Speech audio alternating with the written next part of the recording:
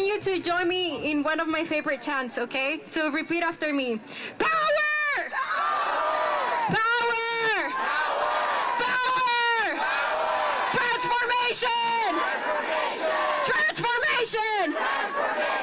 And miracles! And miracles! I want it! I want it!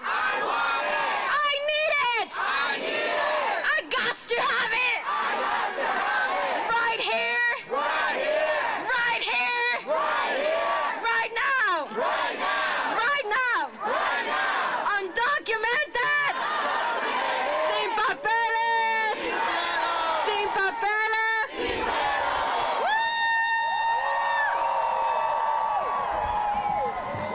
All right, so I have more people with me here that were also inside the Supreme Court, that were part of the oral arguments, and they're also going to give us a report back. I have Maria Elena Hincapié from National Immigration Law Center, Ted Olson, who represented us, and Grace Martinez Rosas from United We Dream.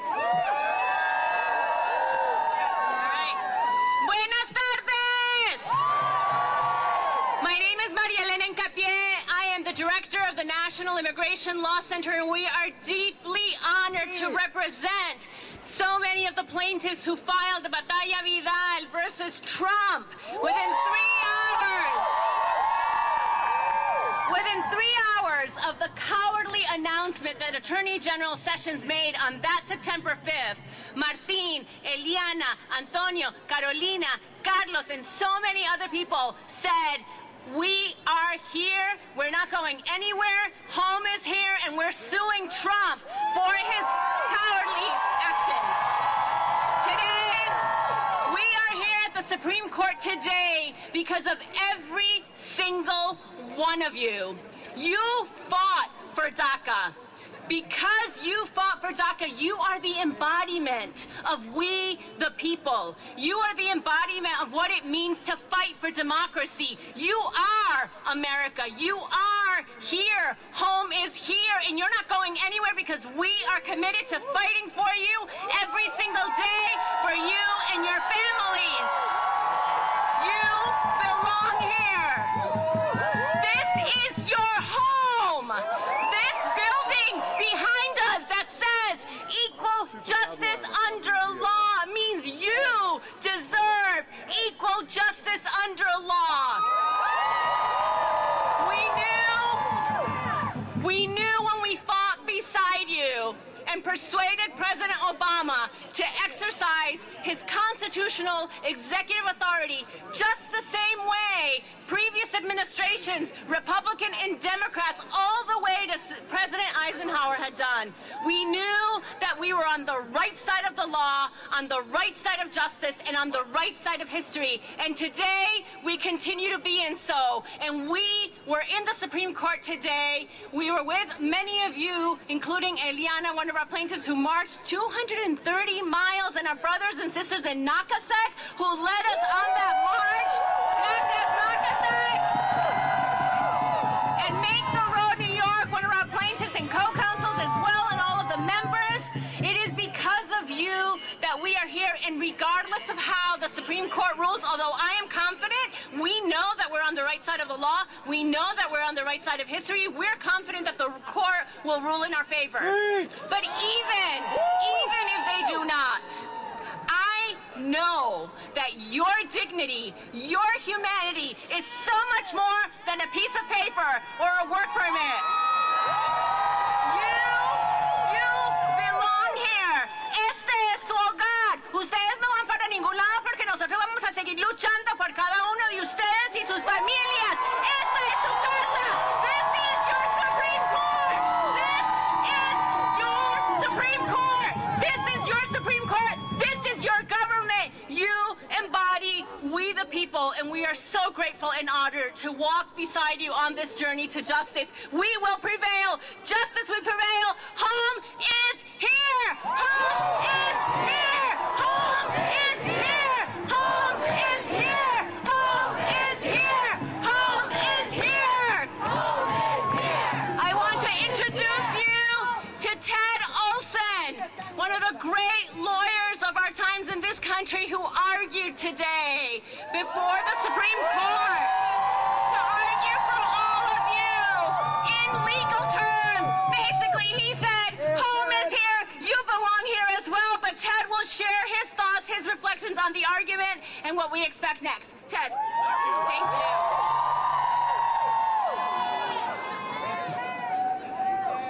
you. It is so important for you to be here in front of the Supreme Court to send a message to the courts, to the judges, to the people all over the country who will see this tonight or this afternoon on television screens, to see all of you, to understand who you are, what this case means, how important it is to our country, to all of us who live here, all of you. This is so important. The decision that was made when DACA was established recognized the rights of individuals to be a part of this community, to be a part of this country, to live here, to work here, to have opportunities here, to become a part of our communities, to work, to serve in our armed forces, to be a part of things. So if people could just see how important it is that this program was promulgated by President Obama and his administration. Secretary Napolitano is here today, who is the one who signed the program into law in the first place. It is a lawful, legitimate, important program to many, many, many people, including not just to you, but the people that you work for, your families, your communities, your country. This is your country. This is, you belong here. This is important for you to understand that. And it's for the American people to see your faces,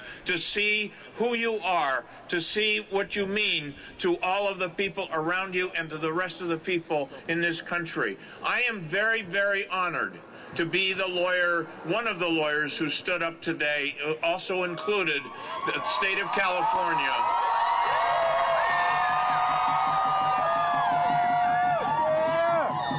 And 21 other states and other organizations that all supported what we were doing in court today. And we had an opportunity to make the point that when this administration decided to terminate this program, they said that the DACA program was illegal. That was made up. It is not an illegal program. It is a legal program. It's a constitutional program. It was a program that was the right decision and a legal decision that was made at the time. The reason that it was said to be unlawful by this administration is they did not want to take responsibility for making the decision to end this program that's so important to so many people and so important to this country, because they wanted to say we didn't have any choice. We had to terminate the program because it was unlawful. That meant that they were not taking responsibility. They're saying the law forced us to do it. Well, that's not true, and it's not going to be accepted. So I think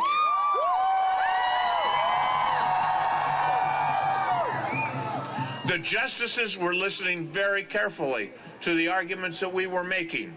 And they were listening, and they heard, and they understood that if certain things are done in this country, they have to be lawful when they're done. They have to be lawful in the right way. This is a question about a rule of law, but it's also, importantly, it's about people. It's about you, and it's about your families and your communities, and this country that is very much a part of you, and you are very much a part of this country. So I want to thank you for giving me the opportunity to be a part of you, to be a part of what you stand for, and to be a part in standing in court to represent you, because I feel so deeply about what your lives are and what your lives mean and how much your aspirations are and how much you are a part of all of us. So I'm grateful, and I thank all of you for your support and everyone around me that have given me the support and help to provide the opportunity for me to stand in the Supreme Court in front of those 9 justices to represent you. I'm confident that we are going to be successful. Thank you.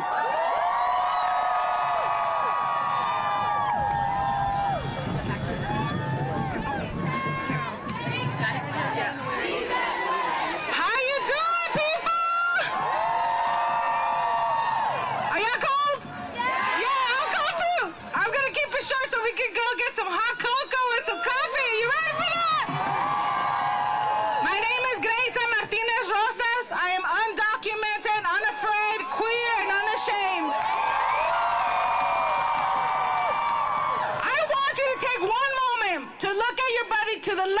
and look at your buddy to the right and say, good job, buddy, we did it. Good job, buddy, we did it. I want you to look to the sky, and I want you to look to the ground.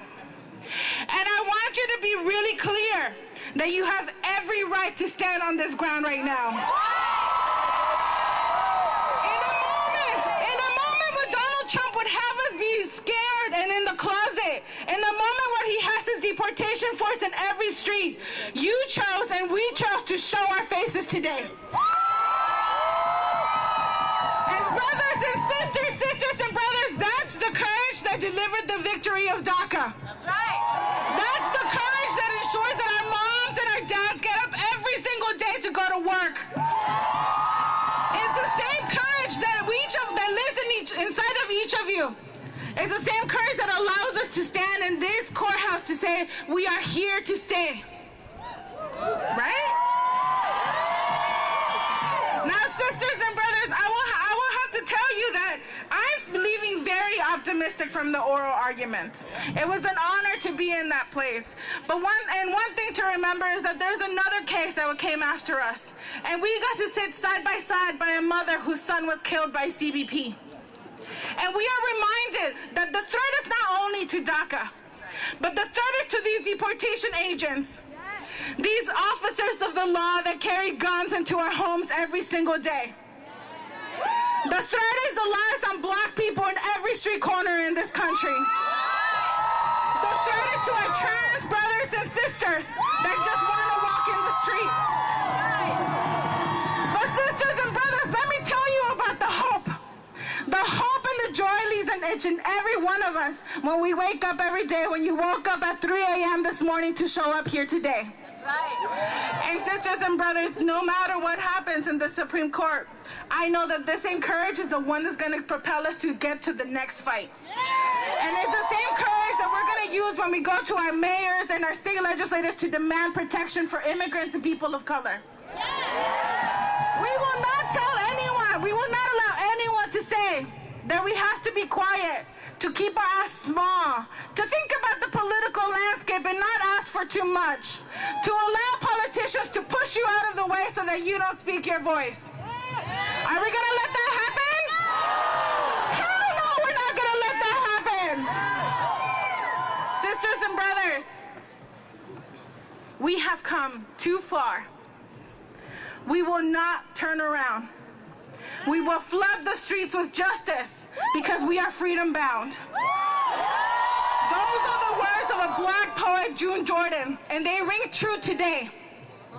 They ring true today because when we go home, when you get on those buses, we'll know in our hearts that we did everything we could to ensure that this Supreme Court took the right decision.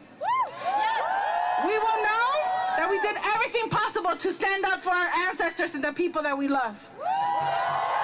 And we will know that everywhere we go, people are going to know who we are. We are undocumented, unafraid, trans, queer, unashamed. So now I'm going to end this moment with just a quick chant. And I know that Claudia already taught it to you, so I know that you're ready to do it. This is a chant that was brought to us or taught to us by the Dream Defenders in Florida, our sisters and brothers that hold it up there. And I've heard it from the lips of our brothers and sisters from the Sunrise Movement as they fight for climate action in this moment. Okay, are we ready? Yeah! Are you ready? Yeah! Power! Transformation! Miracles! I want it! I need it! I guts to have it! Okay, I need you to put the little stomp in there so that this ground can feel what it feels like when freedom fighters stomp on this ground. Are you ready?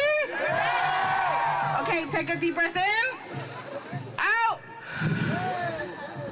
Power! Transformation! Miracles! I want it! I need it! I guts to have it! I guts to have it! Right here! Right now!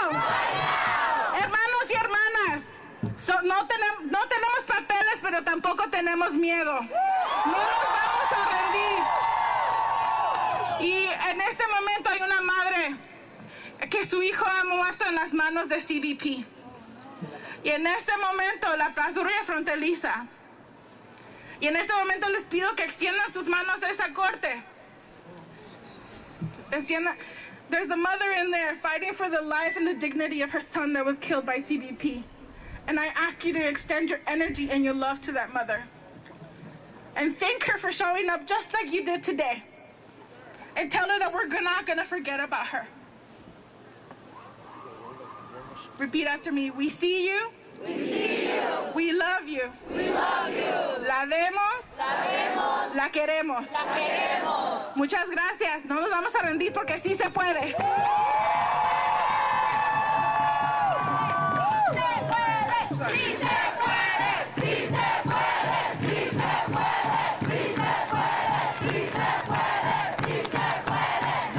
So, repeat after me. I am somebody, and I deserve full equality right here, right now.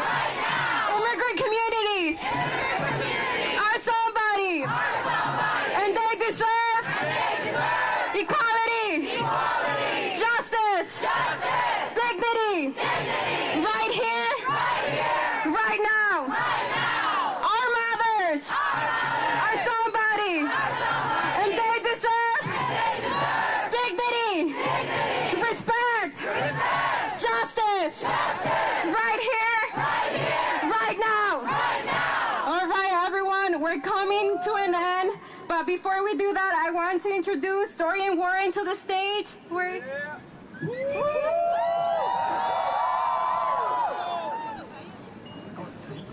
With Isaías Guerrero? Yeah. All right. How's everybody doing? You all look beautiful out there. This is the power of our people.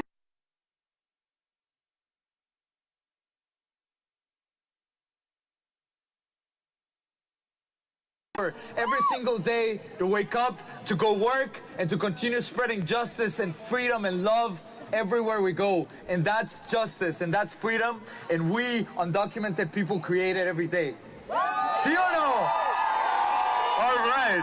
So my name is Isaías Guerrero. I'm an organizer from Community Change. I'm undocumented, unafraid, and we are somebody.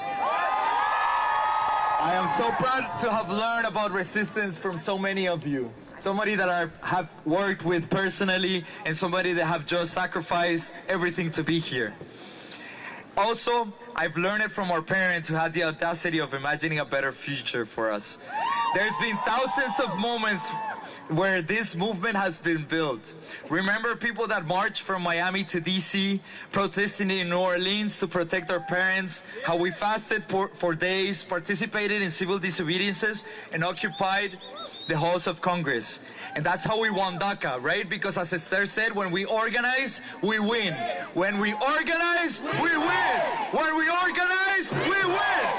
So our ancestors also started the March for Liberation, and it is up to us to take the steps towards freedom for all. Because every step that we take gets us closer to liberation from racist law enforcement. We have to liberate from the criminalization of black and brown bodies, and we have to fight for liberation from policies that try to take away our dignity. Our steps carry the hopes and vision of justice for this country. And you see how all of these undocumented, beautiful people were coming down these stairs. The quote that came to mind was Martin Luther King that said, "These steps were like justice rolling down like waters and righteousness like a mighty stream." Because we are that mighty stream. We undocumented people are a mighty stream for justice that will continue flooding the streets until we win. Because that's why we're here, and we're not going anywhere, and home is here. Home is here. Home is here. Home is here. Home is here. Home is here. So now you feel the goodness of our movement, the feeling of justice inside of us. The commitment now is to go back into our communities and organize. because there's more people that are afraid, there's more people that are being exploited in their home places, and there are more families that are being detained. So remember, let's go back to our communities, build justice, and that we are hermoses, somos fuertes, y somos justicia. We are justice. We are justice. We are justice. We are justice. And now I am so proud to stand here with my colleague and brother in the struggle, Dorian Warren, who's also going to share some words. Hello, beautiful people. I'm Dorian Warren, president of Community Change, and it's an honor to stand here with the Firm family. We're the Firm family. Where's Make the Road? Where's Casa? Where's Nakasak? It's a privilege to be here and fight alongside you, demanding more from an administration that has tried repeatedly to strip the rights from immigrants, from black and brown people, the LGBTQ community, women, and especially women of color in this country, everyone who they think doesn't belong. We got news for them. We will fight until everyone belongs. We are here to demand more of a system that has been designed to hold us back. As the great abolitionist Frederick Douglass reminds us, power concedes nothing without a demand. Power concedes nothing without a demand. We will not be silent and we will not submit. My ancestors didn't come here willingly, but they did have the courage to dream beyond the chains of oppression, of a world where I and all of us together could stand in front of the Supreme Court of the United States and continue the fight for the full liberation of our people. Together, we will create that world that our parents and our grandparents and our ancestors dreamed for us. We will continue to fight.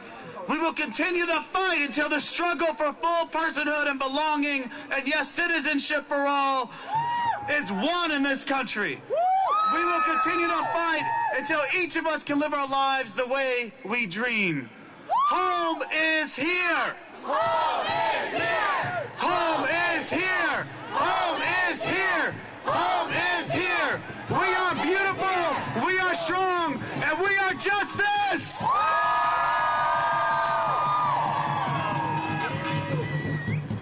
Hello, everybody. It was an honor for me to MC this event. We will go back to our communities, like Isaiah said, educate, fight back, and we will not let them terrorize us, not anymore. My name's Jesus. Gracias. It's such a beautiful thing to be in community where we love, where we support, where we protect each other, and where we are ready to fight for our justice and our dignity. So repeat it. My name is Claudia Quiñones. I'm undocumented, unafraid, I'm here to stay, and I believe. I believe that. I believe that we. I believe that we will win. I believe that we will win. I believe that we will win. I believe that we will win. I believe that we will win. I believe that we will win. I believe that we will win. I believe that we will win. I believe that we will win. Thank you. Gracias, que home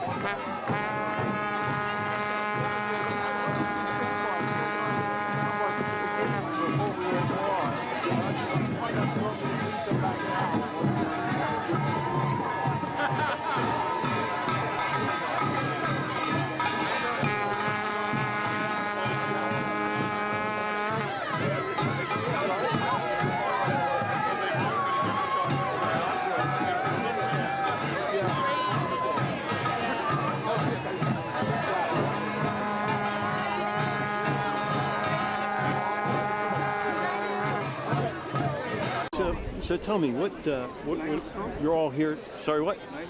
Yeah, no, I'll do it afterwards. Tell me, what are you doing here? What's your mission today? Well, yeah, I'm actually a DACA recipient in the state of Florida, and I'm here in front of the Supreme Court because it is time to create a voice for the voiceless. We cannot vote for our rights, and this includes our health care. In the state of Florida, for instance, I do not have any affordable health care options, and as a woman, I'd like to have my primary care. I'd like to be able to take care of myself and not just think of the an emergency situation. So I'm here to fight for that. What's your personal story?